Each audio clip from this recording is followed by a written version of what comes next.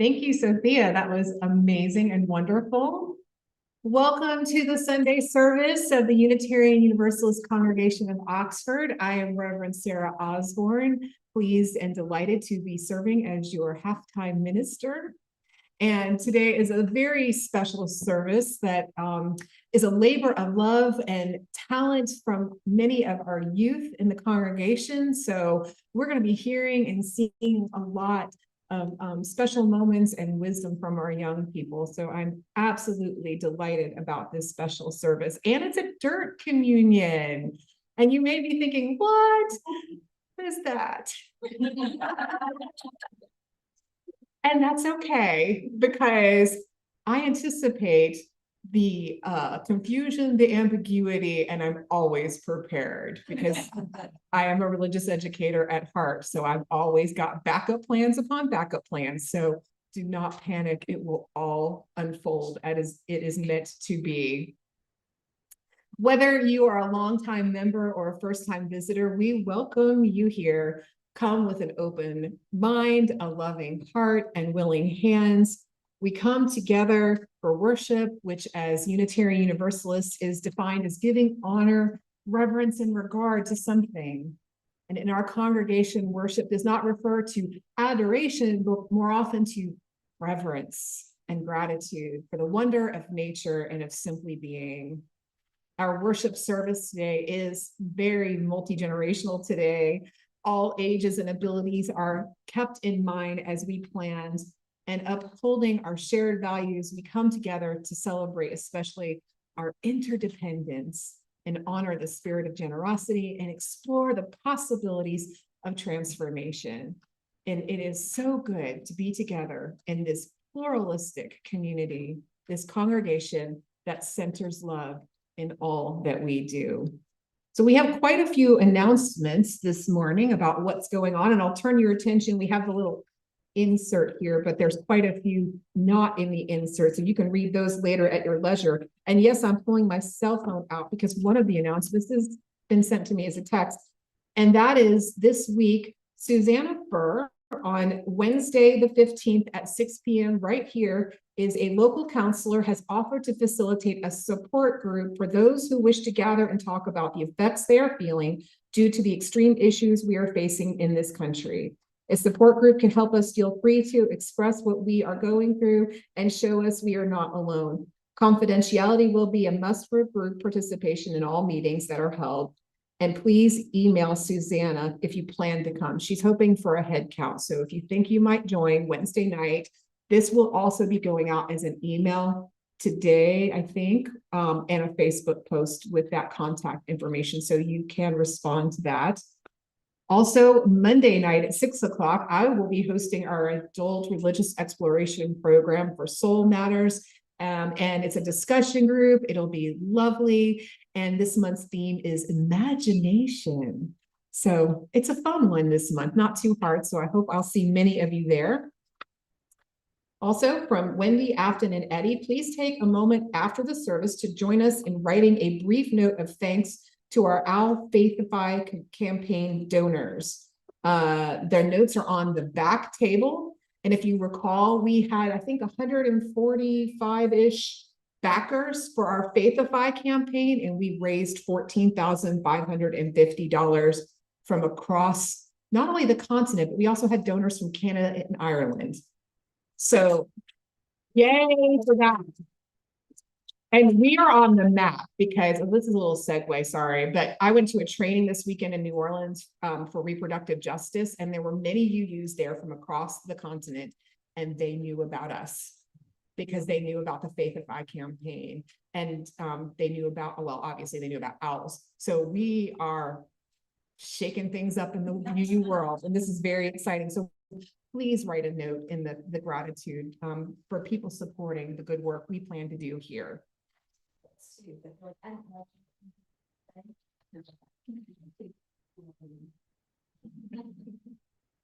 And from Sue Fino, the circuit clerk office in Oxford is open Monday through Friday, 8 to 5 p.m. for absentee voting until May 31st for municipal offices such as mayor and alderman. If you go before 10 a.m., the parking in the square is free. Do your duty and vote. Also from Sue, please see Sue after our service today if you would like to write get out the vote, is it GOTV card or get out the vote, abbreviated, postcards. The message encourages voters to go to the polls for the November 25 elections. These postcards are not candidate or issue postcards, so we're protecting our 501c3 status. These will be sent to registered voters who likely share our values but don't always vote, and we have to mail them by October 15th. And then from Gwen on May 12th at 4 p.m., please join Gwen at 423 Main Street in Ecru at the MB Mayfield exhibition. And it's your work, your big project. So let's support our young person in this glorious thing that she did. Does anyone else have an announcement? All right. Also, today is a potluck, so stick around for that.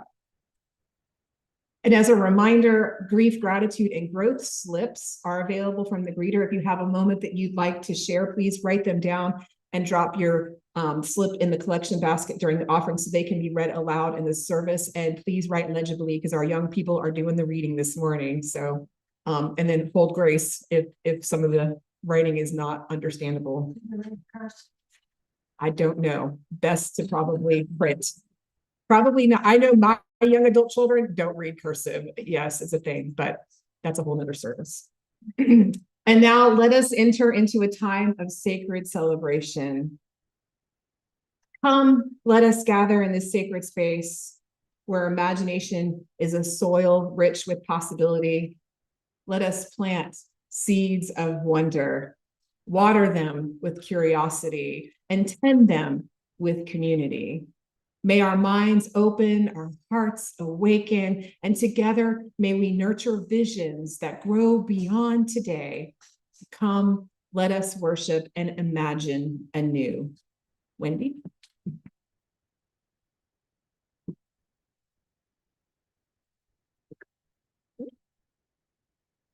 Recognizing the hope, promise, and love within this community, let us offer one another a gesture of holy hospitality. You're invited now to share a moment with the folks around you, extend a hand in peace, offer a hug, perhaps a word of welcome. And as a practice of consent, if you would prefer not to engage in this ritual, please simply place your hand over your heart and folks will honor your wishes.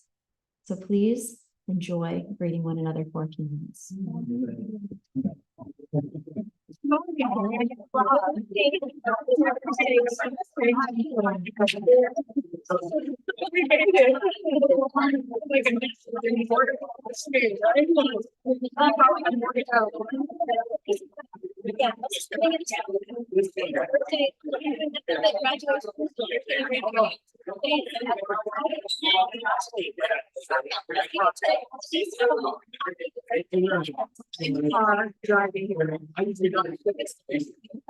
I don't know.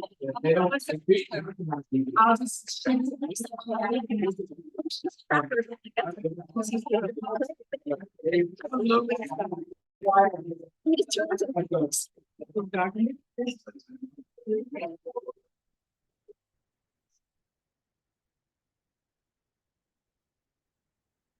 Now, with the healing love of community sparking among us, let us light the chalice. I would like to invite Agnes and Noah to come forward.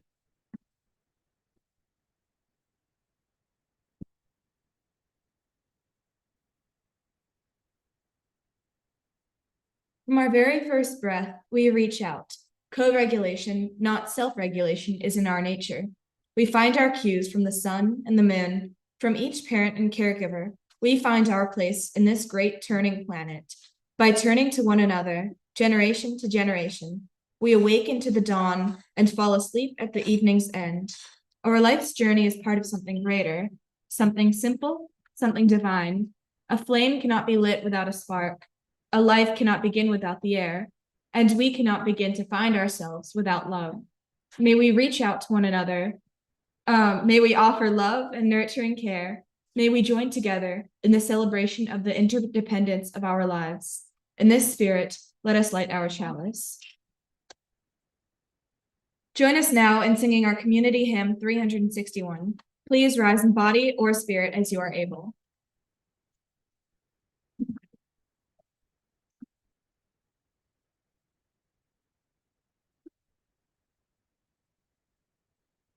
Too far with the intro.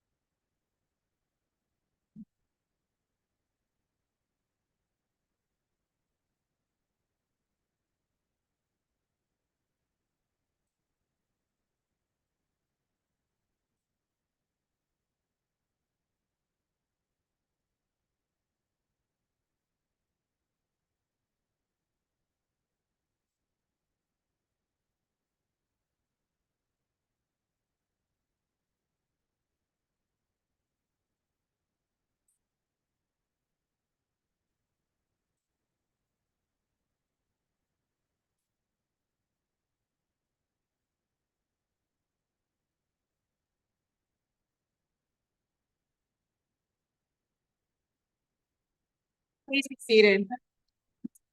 Yeah. Thank you, Agnes and Noah. And now we have A Time for All Ages by Wendy and Andy Pfrenger.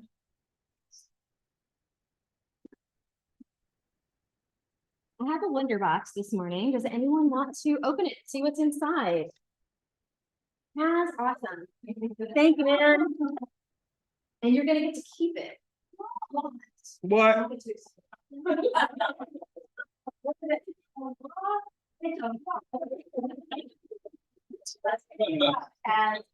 this is a rock from Iceland. It is scoring. So it is lava. It is lava that's cooled, and that's why it has air bubbles. So that's your.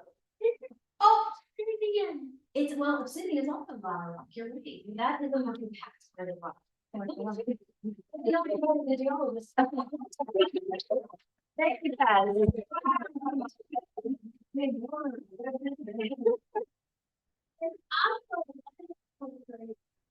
Awesome. We can talk rocks later too. All right. Just as a brief intro, when we were in Iceland for my podcast, we were interviewing a bunch of different people. And we stopped near the statue of Barður out near Annastapi to talk about sagas, something that I'm very, very interested in. And we were meeting with one of the directors of the national park in Snæfellsjökull National Park in Iceland to talk to her about her work and to talk to her about her love of the Icelandic sagas.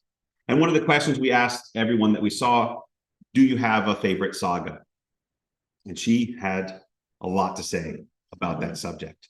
Her name was Ragnhildur Sigurðardóttir, and she immediately launched into, almost before we could get the recording going, she launched into her stories. And she said, do you know the story of Eric's saga, Rauða? That's Eric the Red's saga. We said, yes, of course, we know this saga very well, and its companion Greenlander saga.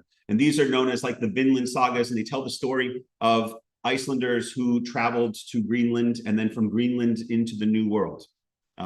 They're pretty exciting, very interesting stories, and for the most part, archaeologically accurate. So there's a good story there that goes back long before the days of Columbus. And they tell the story of encounters with Native Americans, indigenous peoples in northern Canada, all long before Christopher Columbus. So Eric's saga is a really fascinating saga, and she launches into telling us this story that we already know. It's a story about Eric and his father, who come from Norway because his father got involved in killing some people and then was exiled. And then Eric comes to Iceland and he gets involved in killing some neighbors and some people. And then he moves his house to another place after he's exiled from that region, and he kills some more people. And then finally the Icelanders are like, you can't live here anymore. Much like your father was kicked out of Norway, you also need to now leave Iceland. And so Eric goes over to a place that is very icy and fairly inhospitable, and he calls it Greenland. And he comes back to Iceland and he says, hey, everybody, there's this place called Greenland. You should come and join me over there. It's great. And so lots of people come and join him over there, and he gets to kind of rule as the leader of that place. But along the way, this saga tells a story of another individual. And this is what Ragnhildur was really interested in. She wasn't interested in the story of Eric and Leif the Lucky and all these other people in this discovery of the New World. she was interested in the story of Guðríður Þorbjörnadóttir. And Wendy's going to tell you this amazing woman's story. So I'm going to try to hit just the highlights, but a few things to know. Guðríður was not the kind of neighbor that Eric is, or was. She was a woman who was always a stranger in strange lands. She was always traveling. She was called Guðríður, far traveled. She was also afflicted with a lot of tragedy and danger and loss in her life. And it's the choices she made when she was met with those moments in her life that I want to speak about today. She was not an Eric the Red. If it had been her saga, it would have been a very different history. So her story starts when she was a teenager, and she had a marriage proposal that she liked and her father didn't. So they moved to the marvelous land of Greenland, which was not so marvelous. As soon as they got there, the settlement was afflicted with illness. People were dying. A seeress was asked, a pagan seeress, please, we need ward spells to ward off the evil that has afflicted us. We are dying. We need something. And so she said, I'm going to need some help, the seeress did. And she built a platform. But the problem was this, even though they had a platform for the ceremony, they had no one to sing the pagan songs. But the seeress had heard that Guðríður knew the songs. Even though she was a teenager, her mother had taught her. So she went and said, would you help me with this pagan ceremony? And Guðríður was so sad in her heart because she wanted to help. But she said, I'm a Christian. I can't do that. And so Guðríður's face was sad. She went back into the house and her father looked at her and he said, daughter, I can see that you want to help. And you know what? I don't think it can be wrong to help in this way. You wouldn't be betraying your faith. I think if you want to help, you should help. And it can't do any harm, and it might do some good. So she went out and she sang the pagan songs with the seeress. And in fact, she sang so beautifully that the good spirits were attracted and they came in. And I would say, if you look at her life, they probably stuck around a good long while after. But in the short term, the community was saved. People were healthy again, and it was because she had joined in. And the seeress said, never put down roots. Keep traveling, keep moving, and keep doing good in the world. You will prosper. So Guðríður got married, and she had a husband who was Eric's son, and they had experienced a tragedy. They had been to the New World, they had been to North America, and he had lost his brother there, and he wanted to go there and bring his brother's remains home. He wanted to give him the burial he felt he deserved. And so Guðríður said, I'll help you. Let's do this. She was 17. I'll help you. We'll go to this place I've never been. Let's get a crew together. And they found a crew and they set off to sail, but it was summer in the North Atlantic and it was stormy. And they ended up getting lost and they washed back onto Greenland into a part where very few people lived. And winter was coming and they could find no place that was big enough to hold all of them. So they said to their crew, here, you live in this small settlement, you can find beds, and we, this husband and wife couple, we will stay on our ship in the cold. It'll be fine, we'll be fine. Well, it was cold and miserable, and a farmer heard about theirs, and he was way out in the woods, and he said, if you want, you can come out here and live with me and my wife and our household. And so they were fortunate to have that hospitality, but again, illness in the winter. People started to die, and this time they started to haunt as well. And so the hauntings made it even harder. People couldn't go out to care for the animals because they were afraid of the dead. But Guðríður was brave, and she said, I don't mean the dead any harm, so I don't think they mean me any harm. I'll take care of the animals. And she kept everybody's spirits up by going out and taking care and tending what needed to be tended. In the end, her husband died and everyone died except for the other farmer. And she was crying about this, and one night, the farmer came in and said, your husband wants to speak to you. And she said, well, he's dead. And he said, I know, but he wants to speak to you all the same. He's sitting up. And he said, you don't have to go if you don't want to. But in that moment again, Guðríður made a choice. And she said, you know, I loved him in life. He loves me still. I will go hear what he wants to tell me. And what he had to say was this: I know that you're afraid because you're a widow now and you're going to be left with only yourself to support yourself, but you should trust the world. Give with a generous hand all the wealth we have accumulated. Give it away. Give it to the poor. Give it to the church, and all will be well. And she trusted him, and she did as he said. And then she went back to live with her father-in-law, depending on him, and she remarried. She remarried a merchant. And once again, she found herself married to a guy who had ideas, big dreams, and she said, let's go to North America. Let's do this. Let's travel, just as she'd been told by the seeress to do. And so they got a ship together, they got a crew together, and this time they made it to North America. And they found the people there were very welcoming. They wanted to trade. They loved red cloth.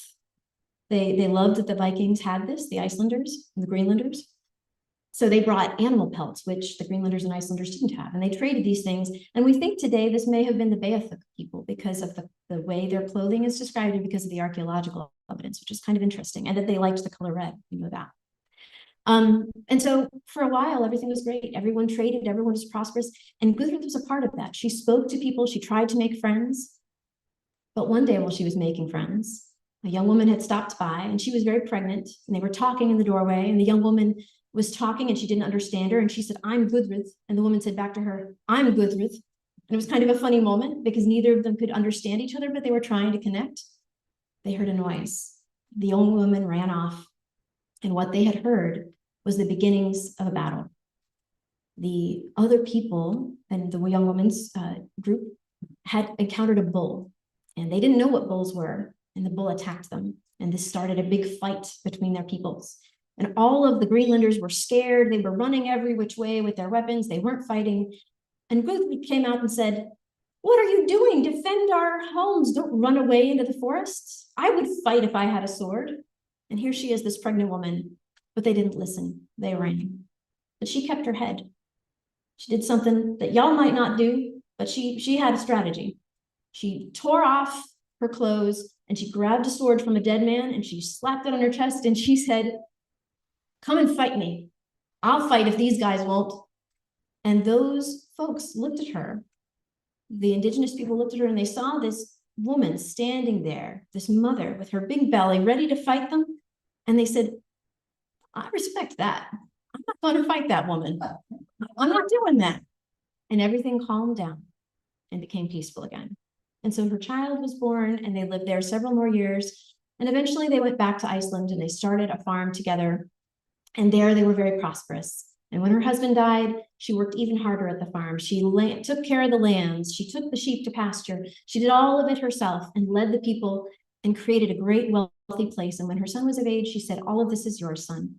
All I have wanted is to travel and to keep my faith and to see new places and meet new people and to just live simply." And so she did. She became a nun. She traveled to Italy. She met the Pope.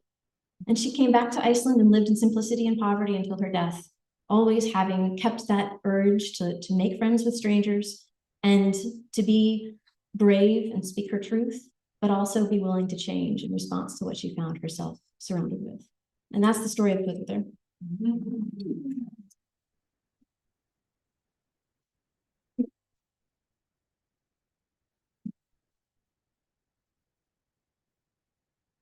And now we are going to engage in our offering this morning. And so I need some helpers. I have Sebastian, who's going to be on the keys.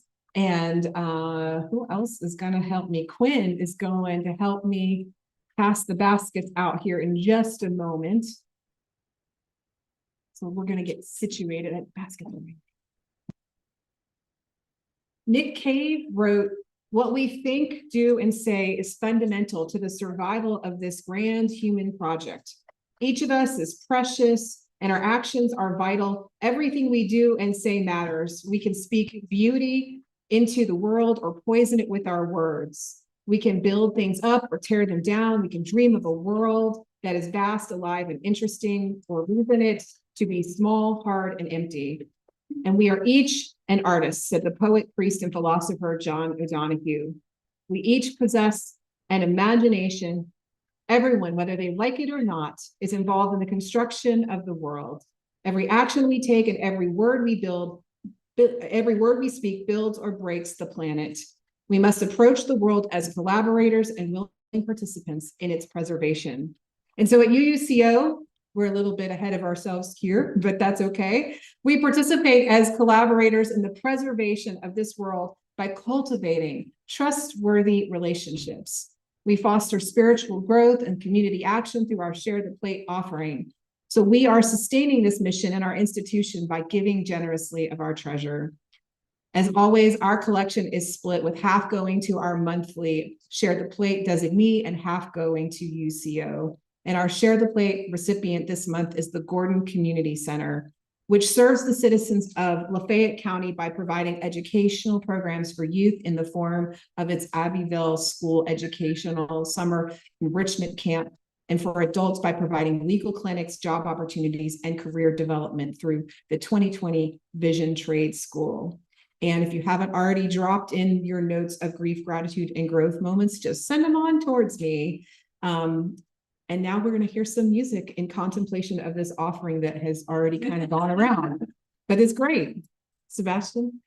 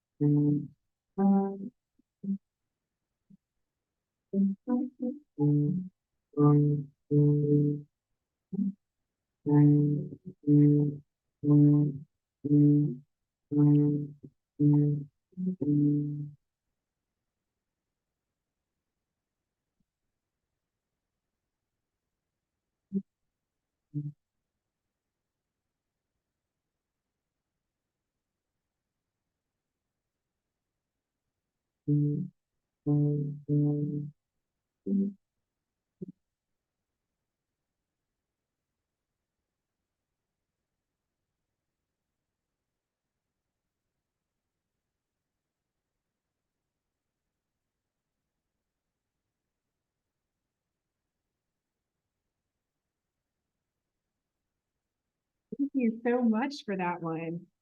And by the work of our hands and the work of our hearts, our love is made real. May we be grateful for all that is given and grateful for all that is shared. And now we have a reading that is going to be delivered by Olive Thomas.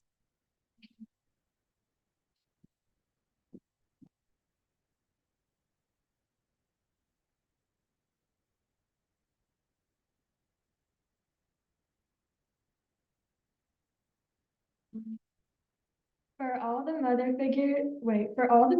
and mother figures, the grandmothers, aunts, and extended family members who mother, the soon-to-be mothers, the wish they were mothers, the never wanted to be mothers, the it's complicated mothers, the birth mothers, foster mothers, adoptive mothers, stepmothers, the used to be dad mothers, the more than one mom mothers, the single mothers, separated mothers, stay-at-home mothers, unhoused mothers, the grieving mothers, those who grieve their mothers, and those whose grief is complex, for all the communities that mother, and for all who depend on the great mother, you are held and beloved.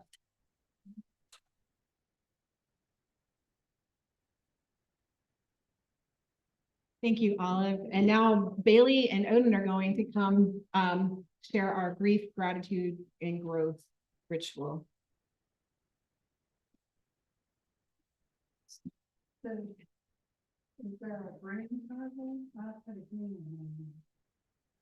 You put a what? I don't see one. Let me look. Did you put it in the basket?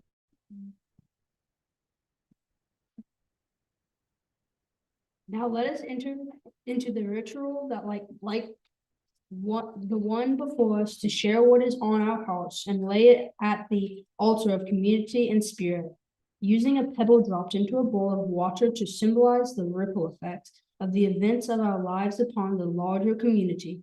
We will now share the grief, gratitude, and moments of our growth that have touched our lives since we were last together. Our first pebble is one of our gratitude for our visitors and friends. We offer a warm welcome to you. We are so happy you are here today. Now we will share the written words of our joys and sorrows. And finally, we drop a pebble into the cup.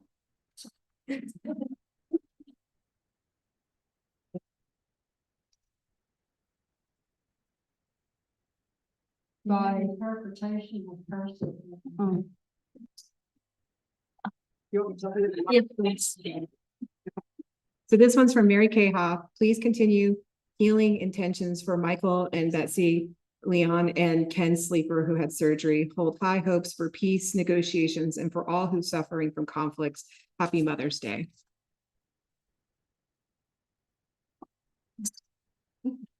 By Gail Stratton. Today in Annabelle Rodriguez last study with us, as she returns to El Salvador on Saturday. She has given us some El Salvador coffee plus a beautiful card. We will miss you.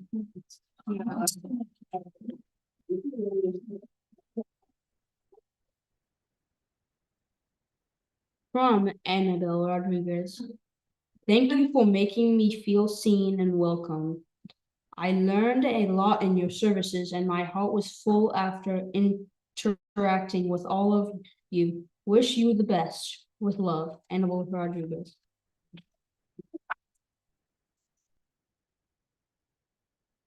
By James, a gratitude. Gratitude for the staff at Oxford Surgery Center for what fingers crossed, appears to have been a successful back surgery.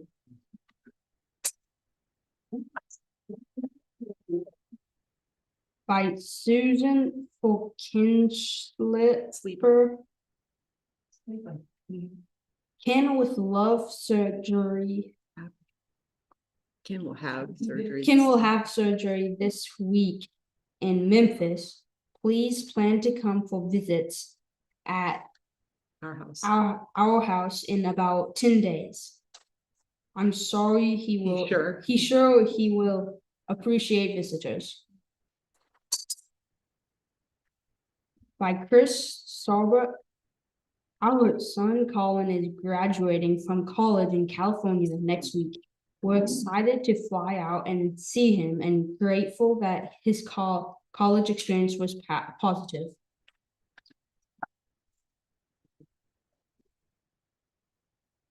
And finally, we drop a pebble into the water for all the grief, gratitude, and growth moments that remain unspoken and that we hold in our hearts for ourselves, for each other, and for the world, is held in this community and by love that is limitless. Amen.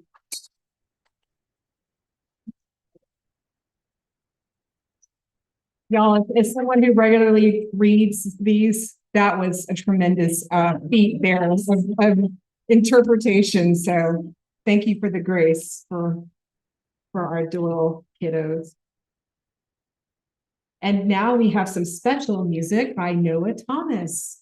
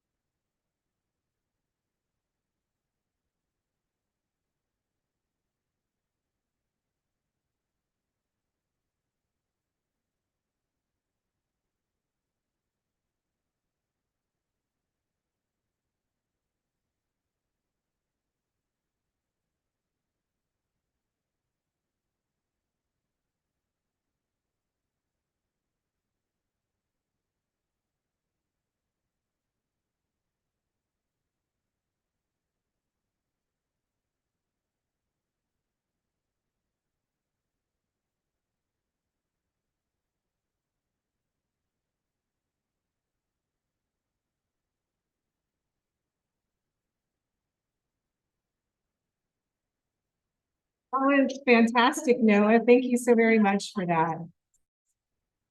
And now Sebastian has a responsive reading for us. So y'all get your gray hymnals out and turn to page 573. I'm going to.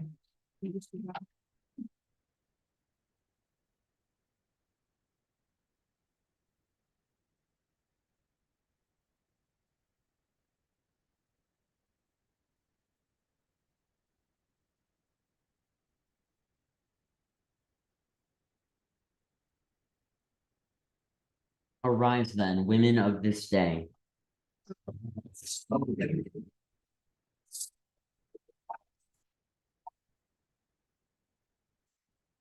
Say firmly, we will not have questions decided by irrelevant agency.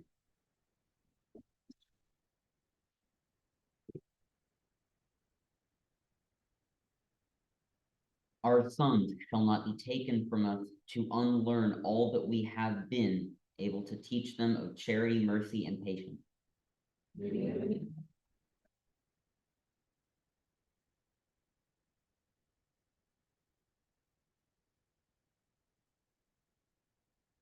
From the bosom of the devastated earth, a voice goes up with our own. It says, disarm, disarm.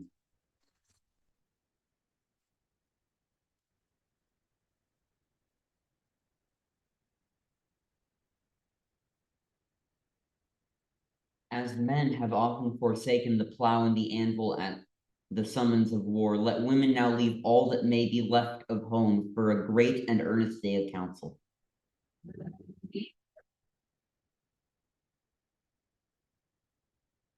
Let them then solemnly take counsel with each other as the means whereby the great human family can live in peace.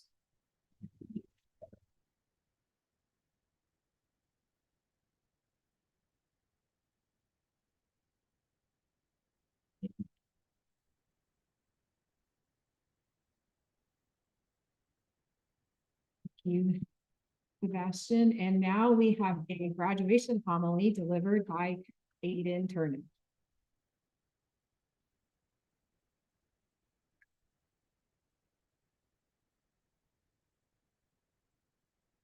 Morning. So, I've been going to school for like 13 years, and now I want to talk about it, I suppose. There's not much to say, honestly. If anything, majority of us in here are adults or, about to be on our way there. And I can honestly devote more of my high school experience to my family than I can to myself and my school. I wish I hadn't taken some things as seriously. I wish I hadn't taken some things. I wish I'd put more time and effort into some things. But if anything, to the younger people of the crowd, the people that have helped today, which you all did amazing, by the way. I'm here to say, let yourself relax a little bit. Don't take it so seriously, because in the long run, the only thing it's going to do you good for is college. And 9 times out of 10, they don't actually need as much as the teachers say they need. Just, do your best in everything that you do, and don't let your best make you worse. I guess it's a good way to say that. But like I said, most of it I can devote towards my family and my mom. Especially I'm gonna say a lot towards her today. Happy Mother's Day, everybody. As they said, mothers of all shapes, sizes, and colors. Yeah, I mean, through stupid decisions and smart decisions, my mom has been there to support me. And that's something you can't really look for in friends or relationships that you get, especially in high school. They don't usually last very long. But my mom's gonna love me, and your mom's gonna love you, and no matter what. And a stupid fight's not ever gonna change that. That's something that's forever. And there's gonna be lots of stupid fights, lots of things you wish you hadn't said, lots of things you wish you had said, but always, I mean, like, I've said some horrendous things to people that I love. Recently, even horrendous. It's not something I'm proud of, but yet here I am. I wrote here my mom's card today. I was talking to the people of the church or the congregation just a little bit ago. I'm still sitting here and happy. I'm still alive, and I'm still underneath my parents' roof, frankly, not mine. And I'm still thriving, I'd like to say. And I don't know. I just feel like you can't say that about other relationships. You can't look at your best friend. Well, most of the time you can't look at your best friend. You can't look at your your girlfriend or boyfriend or, your little brother, you can't look at them and honestly fall apart the way that I have done with my mom before. And she's always, through thick and thin, my mom is always going to be there for me to fall apart on. And I want to say again, happy Mother's Day, specifically my mom, for how much she's done for me over the last 4 years. And I don't know how long I have left. Probably not that long. I probably should have written this down before I even came up here. Did not do that. Didn't do it last time I did this either. But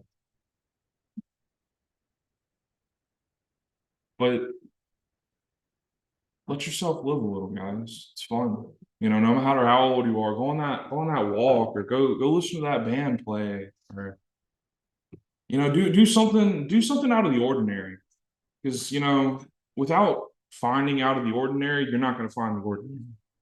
And that's what high school did for me, is I found, at least so far, I found the ordinary. I got good grades for most of it. Thankfully, I'm relatively smart, so I could just kind of go to school, kind of listen, go home, and still make A's and B's most of the time. Yeah, it's not worth the stress getting an A, get a B, get a C even. Have fun.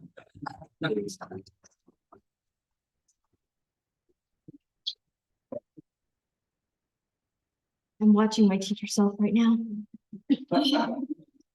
That was wonderful, Aiden. Thank you so much. And those are words of wisdom that if you take nothing else away from today, that line of not letting your best make you worse is so much wisdom right there. Thank you so much for dropping that today. So now is our time to recognize our milestones. But before we do that, I just want briefly to lower this microphone to Shorty. I want to recognize our minister today because it is Mother's Day. She is a mother. She is our halftime minister, and she is here today with us. She drove down drinking coffee in the car while the rest of us were still sitting around the table. So I just want to thank her for being here today.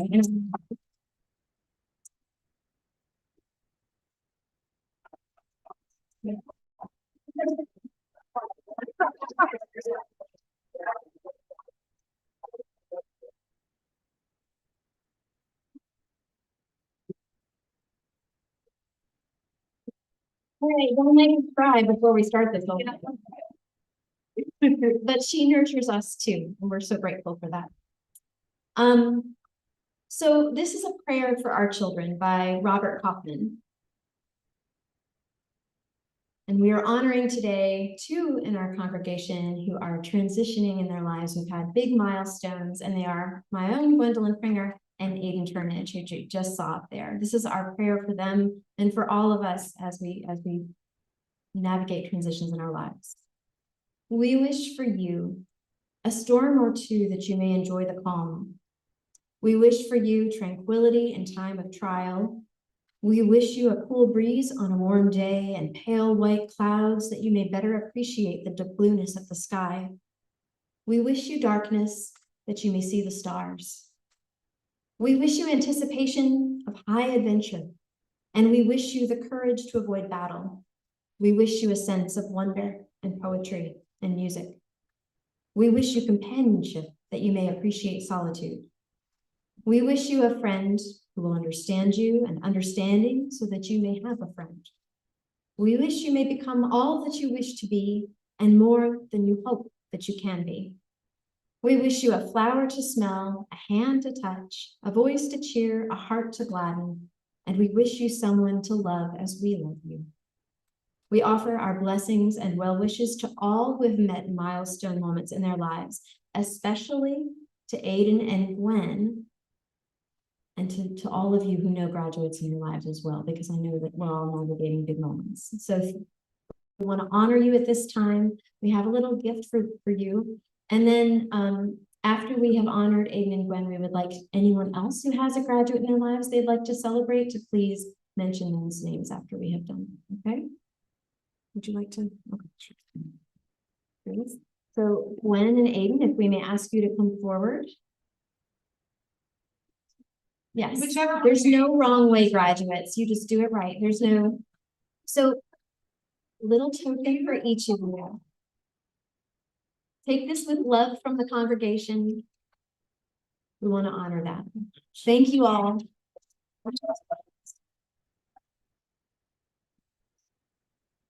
We know that you'll go on to do great things after this transition. Does anyone else want to honor a transition, a milestone? Yes, Sue. Me to getting our master's in public health at University of Massachusetts, and we're heading off this week to go fellowship.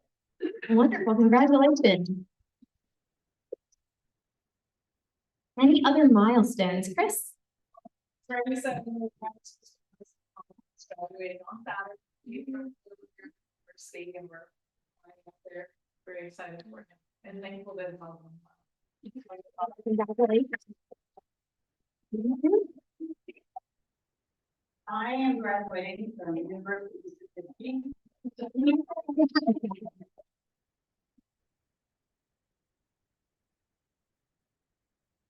Not recently, but actually.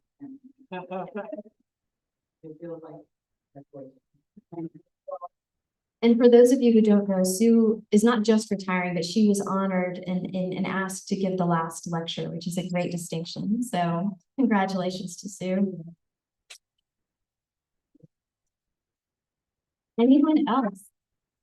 About I graduated University of Mississippi. I'm proud of the congratulations, everyone. Thank you. I don't know, Susie Adams' daughter Sophie just graduated from college too, which is a pretty big deal. I can't believe it flew by that fast. Yeah. And Sarah's gonna kick me off the mic in a minute here. Yes. Oh.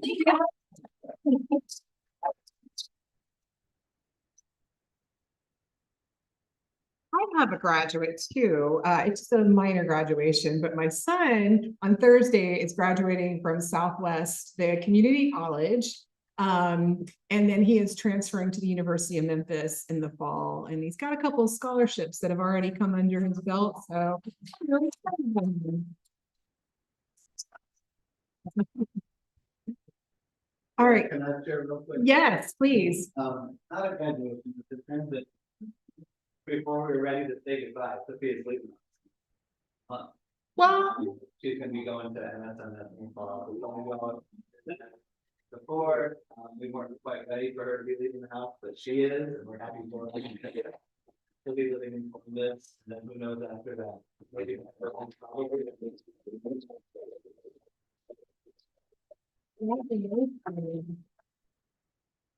that is awesome. Well, we're going to start shifting into our, we had our Mother's Day milestones, and we're going to get a little muddy now. So we're going to embrace singing a song right now. You can remain in your seats. It's hymn number 1067 in the teal hymnal, Mother Earth, Beloved Garden. This may be a little tricky, but we're just going to roll with it as best we can. And what do you have to tell us about this, Michael?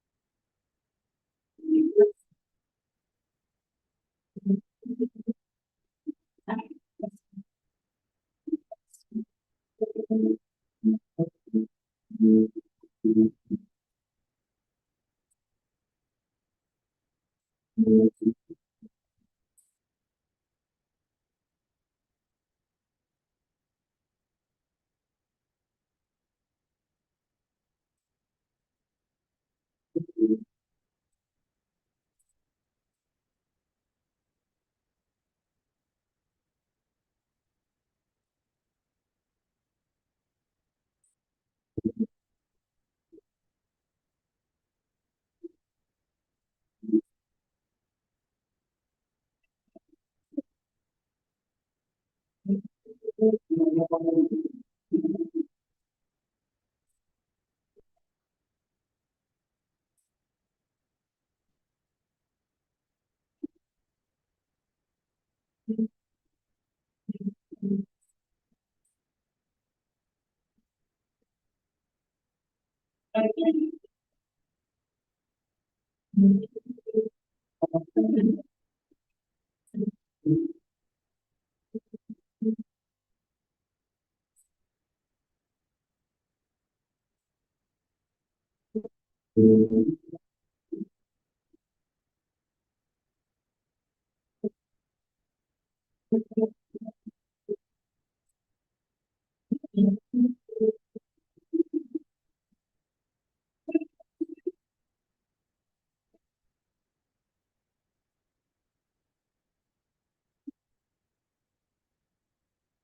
we heard Julia Ward Howe, one of our foremothers, proclamation for Mother's Day. My mama used to call it the National Day of Adoration. It was the one day out of the year where she felt like she could just put everything down and be properly adored. And she passed that on to me. So I have Mother's Day weekend because unfortunately I work every Mother's Day. So my adoration was on Friday and Saturday because why not? Because I think it should be more than just a day. It should be ongoing and always. I think about the Giving Tree, that book. It reminds me of my mother. I really don't like that book very much because in the book, the tree just gives and gives and gives until all that remains is a stump. So Mother's Day is complicated. Mother's Day is hard. And as I mentioned earlier, I participated in a training on reproductive justice called Sacred Dignity. And we talked about reproductive justice, that it is a sacred responsibility and choice, whether to have children or not have children or long for children. It's so complicated. And so some of you may be having tender feelings today about motherhood, your mother, being a mother, having no mother. Children are complicated. And as someone who recently now has adult children, man, that's really hard. Really hard. But it makes me think too of the struggles and the journey of motherhood. It's kind of like Mother Earth that nourishes us, right? The soil that nourishes the plants that grow. And we need water and we need sunlight. We need lots of things to help us remain steady and balanced. And oftentimes that's the big struggle. Like if I preach nothing else to all of you, it is find your balance between all of the things. And so I often turn to the earth. I turn to the rhythms of nature because it's telling us how to do that if we pay attention. And as I was thinking, I don't really have long to talk about my mud and making mud this morning, but what came to my mind was Thich Nhat Hanh's no mud, no lotus. And so all of the uncomfortable, dirty, messy pieces of life, the things that nourish us, some of that mess is kind of necessary so that we can bloom, so that we can be beautiful. And even when it's not beautiful, it's still beautiful. And I think of the mudra, you know, this one, I think I've taught it here before, but maybe I will show you again, this mudra, the lotus mudra. You put your pinky and your thumbs together and then you open your other finger so it looks like you are a lotus. And we can say, no mud, no lotus. No mud, no lotus. And I think this is a beautiful posture to hold when we're thinking about all the complexity of life. And we need to bring us a little bit of peace in the midst of motherhood. This gesture, it symbolizes perseverance and the blossoming of the heart. And it helps us to get our attention to the here and now, the be here now that our hymn just mentioned. And so we engage in a cycle of nourishment, pouring life into the earth, wading through that muck, and then springing forth. And the dirt, we have to remember that dirt is important and a necessary part of life. And Joy Berry, a friend of mine and a religious educator, she writes, we know dirt happens. We know that dirt is what happens when you live a life joyfully, voraciously, authentically. When you are too busy cooking food and loving people and dancing and making things to keep every corner spotless every moment of the day. My mama used to say, well, we can clean house or we can go out and have some fun. So we embraced the dirt. We know that we knock it off of our shoes, we wash it off of our faces, we sweep it off the floors, but it is a part of us, and it should be. It's too powerful a thing to forget and dismiss. Dirt is foundational. And the readier we are to put down roots and to grow and bloom and go to seed, the more we need dirt. And we are a faith that says, come, come, whoever you are. Bring your imperfection, bring your truest, most authentic self, bring your dirt. And we've all got it. It's part of what makes us whole human beings. So today, some of you may have remembered to bring a little bit of dirt with you if you've read your emails or Facebook posts. And we're going to imagine, for those that didn't see, I have representational dirt. So we're going to imagine with our minds what this dirt represents to you. The dirt where you find your peace, find your power, find your joy in your heart. Maybe from your garden, from your playground, from your favorite hiking trail. Imagine that, put that, fix that in your minds, because intention is everything. And so when you come up here to add soil to our communal pot, you are adding that intention, that sacred place, that sacred idea. There's power in all of that. And so in a moment, I'm going to invite you to come forward. We have a little cup, and Kate, take some dirt, pour it in here, and share it with this community of faith. And trust that we are going to do something miraculous with it and transformative. We might actually put these flowers in the pot and put it in the backyard or something like that. And all are welcome to participate in this. But before we begin, and we're going over a little bit, but that's all right, y'all embrace my longevity here. Before we begin our dirt communion, we're going to raise a little energy as we do in lots of circles of faith, because we want to sync ourselves up. And so we're going to do some chanting, like singing, and then we're going to bring in some drums. And I have noisemakers, so if you want to shake it out and rock it out, Greg also has some drums, and we're going to bring Greg up here because Greg knows how to hold down a drum beat for us. We're going to accompany it with the piano first. We're going to sing 1069 Ancient Mother. It's kind of a slow heartbeaty thing.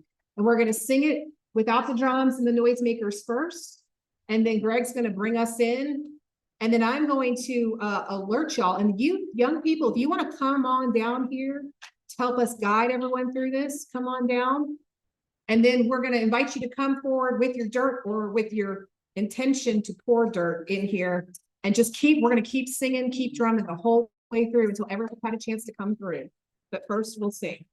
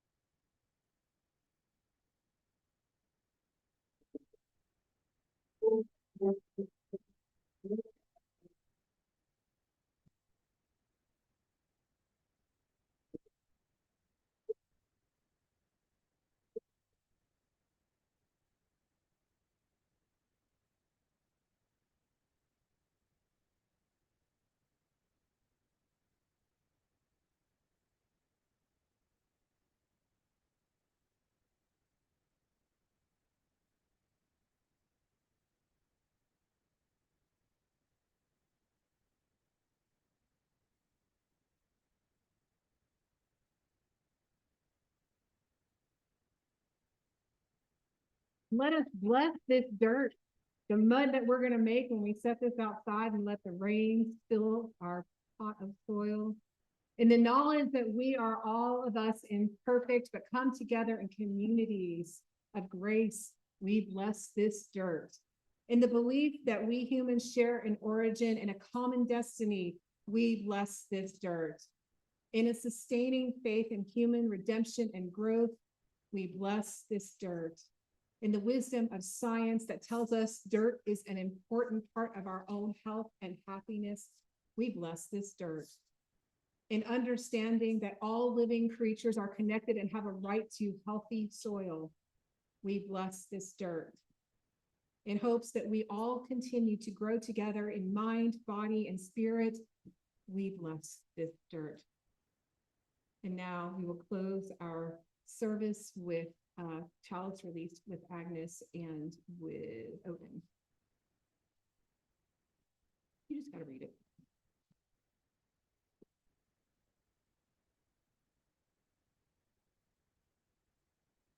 As we come to the end of our service, may you depart from our time together, buoyed by the spirit of life, delighted by the warmth of our gathering, and renewed in soul and mind. As we release the flame of our chalice, may its lingering spark be carried in your heart until we are together again. Blessed be. And now we have our closing hymn, a real fun one. We can clap, shake, rattle, and roll to. 118, This Little Light of Mine. Please stand in body or spirit as you are able to close us out. 118.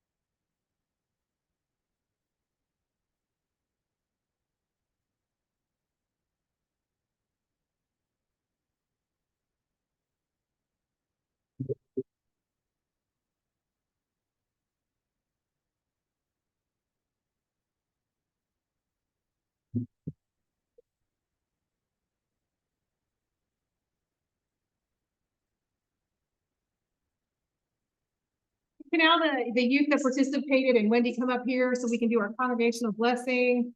Y'all, this was a labor of love, and I'm so proud of our young people for being engaged in this community, and for all of you who support our young people and encourage them and love them in all of our grace and imperfections. Y'all, if you will join us in our congregational blessing, go in peace, believe in peace, create peace, be peace. Thank you. And now you can help us get ready for potluck and go sign some cards for owls and all that good stuff.